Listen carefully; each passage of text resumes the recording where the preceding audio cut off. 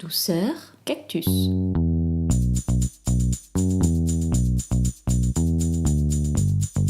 Ça a été un besoin vital de se dire on coupe tout. Mais j'avais vraiment l'impression d'être manipulée et de plus être libre de ce que je faisais en fait. Bonjour à toutes et bonjour à tous. Bienvenue dans Douceur Cactus, le podcast qui parle des addictions numériques avec des témoignages et une parole différente des clichés qu'on entend un peu trop souvent à ce sujet dans les médias ou à la machine à café. Alors vous, que pensez-vous de ce sujet ? Si vous avez décidé d'écouter cet épisode, c'est certainement que vous savez qu'il y en a des choses à dire à ce propos. Et vous avez bien raison. Vous vous retrouverez peut-être dans certains de ces témoignages, et à la fin de chaque épisode, je vous donnerai quelques informations complémentaires pour mieux comprendre les phénomènes d'addiction ou vous proposer des pistes de réflexion. Ainsi, Douceur Cactus pourra vous aider, si vous en avez besoin, à mieux équilibrer votre rapport aux outils numériques. Je suis Aurélien Guilleneuf, hypnothérapeute spécialisé dans la gestion des addictions numériques. Vous écoutez le tout premier épisode de Douceur Cactus, je suis ravi de vous rencontrer, enchanté. Aujourd'hui, on écoute le témoignage de Claire. Dans son cadre professionnel, elle utilise beaucoup d'outils numériques, depuis des années, et avec plaisir. Mais alors que le temps passe, la vie passe et suit son cours, et un beau jour, elle a décidé de rééquilibrer son rapport aux outils numériques, pour sa vie personnelle et notamment sa vie familiale. Je vous laisse écouter son histoire qu'elle raconte avec sincérité et les idées claires. Je vous retrouve juste après. Bonjour, moi c'est Claire, j'ai 33 ans, maman de 2 petites filles. Alors dans la vie, à la base, j'ai été graphiste de formation, donc j'ai fait une école pour ça à Paris. Je suis pas restée longtemps graphiste, mais mon parcours professionnel m'a amenée à travailler pour Apple, et je suis devenue ce qu'on appelle une geek. Grâce à ce parcours professionnel, et aujourd'hui j'ai décidé de quitter l'entreprise pour me lancer dans l'entrepreneuriat, et j'ai monté 2 entreprises. C'est Plus Clair, qui est une entreprise de formation toujours sur les produits Apple, et Plush, qui est une entreprise de traiteur-chef à domicile. Alors, mon expérience personnelle autour de ces produits sur lesquels je travaille au quotidien, et je travaille depuis plusieurs années du coup sur tous ces produits de technologie.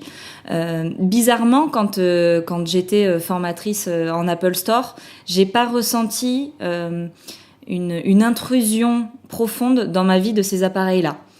Peut-être parce que je travaillais de manière cadré avec les horaires de salariés sur ces produits, et j'avais pas l'impression qu'ils rentraient dans ma vie en profondeur. Mais depuis que je suis entrepreneur, ils ont vraiment été intrusifs pour le coup. Ils ont été intrusifs parce que je me rendais compte que je ne pouvais plus m'en passer, et du coup ils me rattachaient automatiquement au boulot. C'est-à-dire que j'avais l'impression de ne plus sortir du travail. Je me levais le matin, je regardais mes applications, mes mails pour me tenir au courant. Est-ce que j'ai pas un nouveau client qui m'a envoyé un mail, etc. Donc ça démarrait dès 7h30 et ça se terminait à 23h, 23h30 quand j'allais me coucher. Et du coup, j'ai eu l'impression effectivement d'être devenue prisonnière de ces appareils qui m'obligeaient à travailler de 7h30 à 23h, quoi.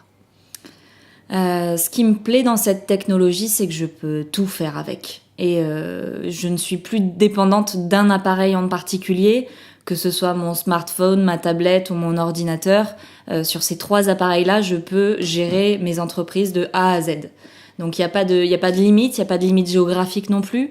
Que je sois dans le métro ou que je sois sur mon bureau, je peux envoyer mes mails, communiquer avec mes collaborateurs, enfin faire tout ce que j'ai à faire pour mes boîtes. Et du coup, ça te donne un peu le sentiment d'une certaine liberté de pouvoir gérer comme tu le souhaites en fait tes entreprises. Ce qui prend trop de place, c'est justement cette multiplication des appareils et le fait qu'ils soient tout le temps présents avec toi. Il n'y a pas un moment dans ma journée où j'ai pas mon téléphone dans ma poche, ou si je l'ai pas dans ma poche et si je suis assise en face de mon ordinateur en train de bosser dessus, et puis si je suis sur mon canapé ou dans mon lit, j'ai peut-être ma tablette entre les mains. Tu vois, donc il n'y a pas de moment de coupure réelle où je me dis tu fais autre chose que d'être connecté en fait. Et ça a été vraiment révélé cette année, quoi. Je pense que j'ai cette sensibilité parce que vraiment, ce sont des appareils de travail pour moi aujourd'hui. Quand j'étais salariée, j'étais pas sur mon téléphone ni sur un ordinateur. Je formais des gens, donc Voilà, c'était pas des appareils. Je les utilisais comme outils de formation, mais ça s'arrêtait là. Aujourd'hui, je les utilise toute la journée pour gérer mes boîtes. Donc, ils sont devenus le reflet en fait de ma vie professionnelle. Et je pense que je ne voulais plus qu'ils soient intrusifs dans ma vie personnelle pour le coup. Je pense pas être quelqu'un qui a des addictions facilement, à part les addictions alimentaires, ça c'est sûr. Mais bon, voilà, j'ai été élevée aussi à la télévision, comme beaucoup d'enfants. Je pense que j'ai beaucoup regardé la télévision quand j'étais petite. Donc les écrans ont toujours plus ou moins fait partie de ma vie. Mais l'ordinateur et les autres technologies viennent vraiment de mon expérience passée professionnelle en fait. C'est à ce moment-là qu'ils se sont démultipliés et qu'ils ont été vraiment très présents dans ma vie en fait. Je dirais vraiment que c'est mon boulot chez Apple qui a changé la donne en fait et qui m'a transformée dans ce rapport à la technologie parce que j'étais pas une geek avant qu'ils me recrutent et que je devais le devenir pour être la meilleure formatrice possible sur ces produits-là. Et je pensais en plus, ce qui est assez juste, que plus j'allais être utilisatrice de ces produits, mieux j'allais en parler et mieux j'allais former mes clients. Donc c'était une espèce de conscience professionnelle que d'être ultra connectée à tous ces appareils et d'être performante sur ces appareils. Parce que c'était normal d'avoir tous ces appareils-là en bossant dans cette entreprise-là, en fait. Aujourd'hui, j'initie aussi mes clients à la détox digitale. Je leur dis à quel point c'est important de savoir s'en servir, de bien s'en servir, de s'en servir de manière appropriée, mais d'avoir aussi un temps qui est sans ces appareils. Donc je leur transmets aussi le message. Pour le coup, je considère que c'est vraiment une addiction et que il faut à un moment donné arriver à s'en échapper et c'est pour ça que j'utilise le terme assez radical de détox parce que pour le coup, c'est comme une drogue. Donc il faut arriver à couper avec cette drogue de temps en temps, soit dans ta journée, soit dans ta semaine. C'est indispensable en fait pour reconnecter avec le monde extérieur tout simplement. J'ai pas eu un long moment de transition entre le fait d'être hyper connectée et de m'arrêter parce que ça a généré un stress tellement important et une espèce d'oppression psychologique de se dire oui mais là t'es en train de bosser alors que t'es plus censé bosser à cette heure-ci, que ça a été assez radical et que je l'ai fait très rapidement en fait. À partir du moment où j'ai eu conscience de cette problématique-là, je pense que je me suis arrêtée du jour au lendemain en fait. Donc le cadre que je me suis imposé de travail avec des horaires précis pour avoir quand même une rupture vie pro, vie perso, elle a été associée justement à cette détox digitale parce que si j'étais sur mon téléphone, j'étais tentée d'aller voir ce qui se passait au boulot en fait. Donc tu vois, quand je me suis dit au début de mon aventure entrepreneuriale, quand t'as tes filles à la maison, c'est fini, tu ne travailles plus, donc on va dire aux alentours de 18h. Ça veut dire qu'à 18h, logiquement, tu n'es plus non plus connecté à tes appareils. Et ça, il a fallu que je me mette en place cette règle assez rapidement, clairement. Ça a été un besoin vital de se dire on coupe tout, en fait. Et on vit différemment et on s'occupe différemment et on n'est plus autant attaché en fait à ces appareils qui sont presque greffés à nous au quotidien quoi.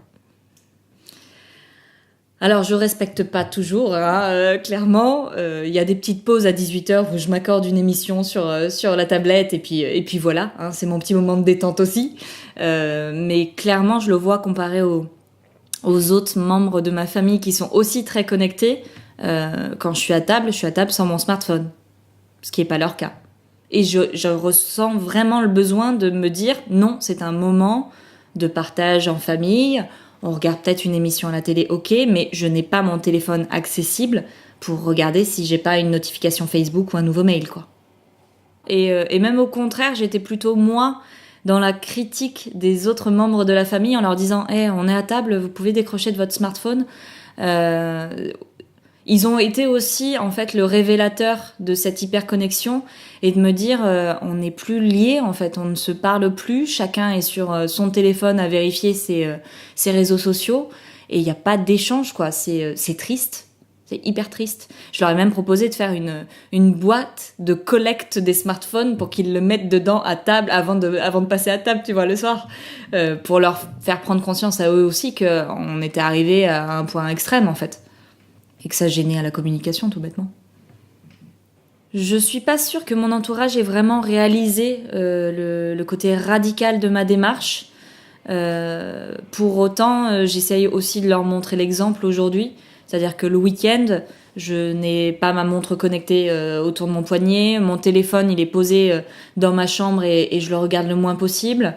Et c'est quelque chose que j'essaye d'éduquer à ma fille qui a 11 ans aujourd'hui et qui est elle aussi ultra connectée sur son smartphone toute la journée, à part quand elle est à l'école.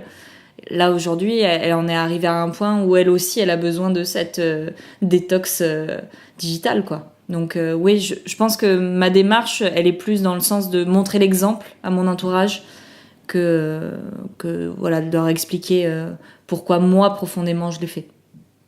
Je vais pas faire la leçon aux parents, hein, parce que ma fille qui a 3 ans, elle se connecte assez régulièrement à une tablette, elle regarde les dessins animés à la télé, donc je suis pas du tout un parent moralisateur qui va dire c'est mal les écrans avant tel âge, il faut pas le faire, même si de plus en plus d'études prouvent que effectivement c'est pas très bon pour les enfants. Je pense que il vaut mieux effectivement leur apprendre assez rapidement à nos enfants à pas passer sa journée en fait sur les écrans, parce que très rapidement, moi je le vois avec ma grande, elle a eu aussi une tablette assez jeune. Aujourd'hui, quand je lui retire son smartphone, elle me dit mais qu'est-ce que je peux faire? Donc elle a perdu la conscience de ce qu'elle pouvait avoir comme activité autre que ces appareils-là en fait. Et je trouve ça dramatique parce qu'elle est super douée en dessin et tu vois là, dimanche je l'ai privée de son smartphone, j'ai eu droit à une crise invraisemblable, mais elle s'est remise à dessiner naturellement parce que elle s'est dit ah ben oui, il faut que j'occupe mon temps, j'ai plus mon téléphone, qu'est-ce que je fais? Ben je vais dessiner. Donc comme quoi effectivement il faut leur faire prendre conscience que ils ont d'autres choses dans la vie que ça. Ils ont plein de jouets dans leur chambre et ils ont plein de potentielles activités aussi manuelles quoi. Donc s'ils sont scotchés à leurs appareils, ils oublient ces choses essentielles. Dernièrement, on a eu un événement autour de ça parce que avec le dernier logiciel de l'iPhone, t'as la possibilité de voir le temps réel passé sur cet appareil et programmer des plages où l'appareil n'est plus accessible. Et cette semaine, voyant que ma fille ne faisait plus que ça, je lui ai dit, écoute, j'en ai marre, il va falloir qu'on arrive à te sortir le nez de là-dedans, donc je vais te programmer un temps où tu n'auras plus accès à ton téléphone. Et à la base, je lui avais programmé 3 heures... c'était 1h30. Elle pouvait utiliser son téléphone 1h30 dans la journée, donc 1h30 pour tout faire, hein. Elle m'a fait une scène d'enfer en me disant « Non mais tu te rends pas compte, 1h30, je fais rien en 1h30, je lis même pas un livre sur mon téléphone. » Parce qu'elle lit beaucoup, c'est vrai. Donc elle a une application pour lire des livres et échanger sur de l'écriture avec d'autres personnes. Mais elle m'a fait une scène en me disant qu'1h30 ça ne suffisait pas et que c'était pas possible, etc. Et on a dû négocier pour savoir quel était le temps minimum requis d'utilisation dans sa journée, quoi. Voilà, j'ai fait des négociations là-dessus. Tu vois à quel point j'en suis rendue, quoi. Et je trouve ça dommage. Je trouve ça dommage, effectivement, qu'elle réalise pas que 3 heures dans une journée, c'est énorme. C'est ce que moi, j'utilise alors que c'est mon outil de travail, tu vois. Je suis à peu près à ça. Je suis à entre 3 et 4 heures d'utilisation de mon téléphone. Elle est à l'école toute la journée. Ça veut dire que ces 3 heures, elle les utilise le matin et le soir. Donc il y a un vrai déséquilibre en fait. Cette semaine, j'ai essayé de beaucoup lui parler de ce sujet-là parce que je me rendais compte à quel point elle avait pas conscience en fait de cette addiction qu'elle avait développée comme beaucoup de gens. Hein. Elle réalise pas parce que pour elle, les activités qu'elle fait sur cet appareil-là sont saines. De la lecture en soi, effectivement, c'est sain. Donc elle se dit mais pourquoi elle m'interdit de lire en fait? Elle voit pas l'interdiction au smartphone, elle voit l'interdiction à la lecture. Et elle trouve que c'est une censure terrible. Donc j'ai essayé effectivement de lui expliquer que moi c'était mon outil de travail et que elle c'était censé être un outil de loisir et qu'elle l'utilisait autant que moi. Donc qui avait effectivement un temps passé sur l'appareil qui était beaucoup trop important de son côté à elle. Et en plus, elle a essayé ces derniers temps de m'imposer des applications qui pour moi sont pas de son âge, puisqu'elle a que 11 ans. Donc tout ce qui est réseaux sociaux, applications de communication, j'essaye de limiter au maximum. Parce que l'âge légal, c'est quand même 13 ans sur ces applications-là. Mais elle comprend pas parce que ses autres copains, ils l'ont. Ils ont l'application. Et ils utilisent leur smartphone quand ils veulent. Donc pourquoi elle y aurait pas droit en fait? C'est ce rapport à autrui et à son univers social en fait qui est complètement chamboulé là quand je lui dis ça. Donc elle comprend pas. La Claire à l'époque d'avant ses habitudes de détox digitale, elle se levait le matin et la première chose qu'elle faisait c'était regarder son téléphone. Elle petit déjeunait et qu'est-ce qu'elle faisait pendant qu'elle petit déjeunait? Elle regardait son téléphone. Je pense qu'elle était très influencée par le monde qui l'entoure et quand tu sors de chez toi, tu as en face de toi des gens qui font quoi? Qui écoutent de la musique via leur smartphone, qui sont en train de le regarder même en marchant dans la rue, quitte à te bousculer parce qu'ils te voient pas arriver en face. T'es dans le métro et ils sont tous aussi sur leur smartphone. Donc j'étais un mouton comme un autre, on va dire, qui avait pas forcément conscience de l'impact que ça pouvait avoir dans ma vie et qui en a pris conscience, ouais. Et le soir, pareil. Je pense qu'il y avait pas un moment dans la soirée, même quand je cuisinais le repas pour la famille, où j'étais pas connectée à Instagram ou à Facebook pour voir ce qui s'y passait.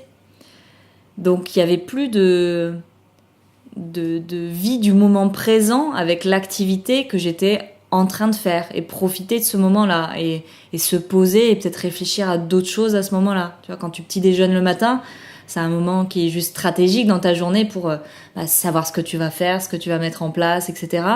Là, je pouvais plus avoir cette réflexion-là puisque j'étais connectée à mes mails ou à LinkedIn. Donc il y a une fermeture, je pense, à la réflexion et à l'introspection qui est évidente quand tu es ultra connecté comme je l'étais avant. J'ai l'impression d'avoir libéré mon esprit créatif en me libérant de ces appareils-là et surtout en me libérant de leur emprise en fait. Parce que, comme je te disais tout à l'heure, à nouveau, je trouve des moments où mon cerveau peut réfléchir tout seul sans avoir une influence quelconque de la part d'un écran ou de ce que je vais entendre. Tu vois ? C'est vraiment une introspection et une réflexion solitaire et personnelle qui se passe à ce moment-là. Et puis aussi profiter plus du moment présent, ouais. Quand je mange quelque chose, maintenant je pense à ce que je mange et pas je pense à ce que je viens de lire sur Facebook, quoi. Donc ça n'a rien à voir. Je me sens heureuse et libérée grâce à ça. Ouais, totalement.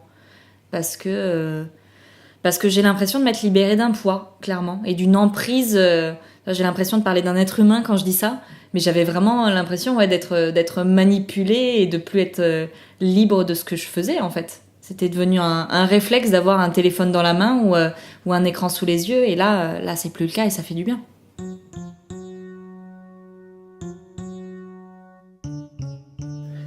Difficile de résister à la tentation de consulter nos outils numériques, surtout quand on sait qu'ils nous sont si utiles au quotidien. Mais entre utilité et futilité, la frontière est parfois fine.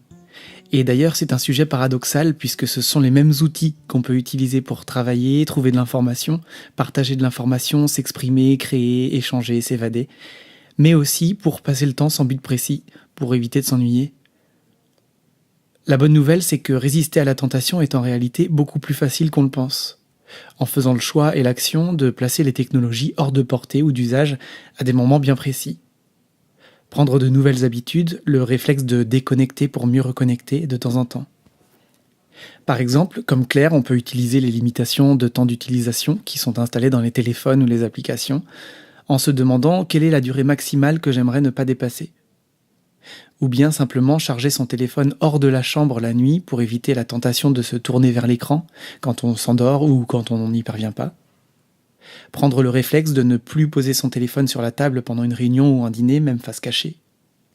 Choisir de passer en mode ne pas déranger quand on préfère passer du temps avec ses amis sans être coupé par des notifications. Et puis aussi choisir quelles notifications nous sont vraiment utiles et agréables. C'est l'occasion de vérifier ces réglages. Enfin, prendre conscience de ce qu'on publie sur les réseaux sociaux et se demander si on le fait avec une intention qui en vaut l'effort ou si c'est seulement un moyen de recevoir des commentaires en retour, des j'aime en récompense. Tout ça peut se faire simplement et dans la douceur. À vous de trouver le réflexe qui vous donnera l'occasion de laisser la technologie un peu de côté et de laisser la possibilité au cerveau de se déconnecter. Quand on déconnecte justement, quand nos pensées vagabondent, qu'on est concentré sur rien en particulier, le cerveau active ce qui s'appelle le réseau par défaut. Et croyez-le ou non, ce réseau joue un rôle fondamental pour la mémoire, parce qu'il fait un travail de synthèse de la mémoire. Comme quoi ça a du bon de se ménager des moments de déconnexion. Et on va pas se mentir, c'est vraiment à la portée de tous. Certains font du yoga, du sport, de la méditation, d'autres de la lecture, des balades, ou plus simplement rien du tout, ne serait-ce que 10 minutes par-ci par-là, comme un chat qui laisse le temps passer en toute tranquillité. On peut pas dire que ce soit compliqué. Un grand merci à Claire pour son témoignage authentique et encourageant.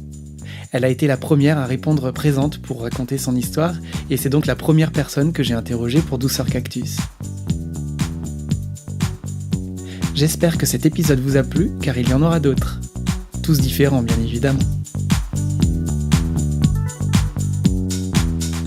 Le temps passe vite en votre compagnie et il est déjà l'heure de se quitter. Si vous êtes sensible à ce sujet, et peut-être si vous avez été sensible à ce témoignage en particulier, vous pouvez partager l'épisode autour de vous, vos amis, vos collègues.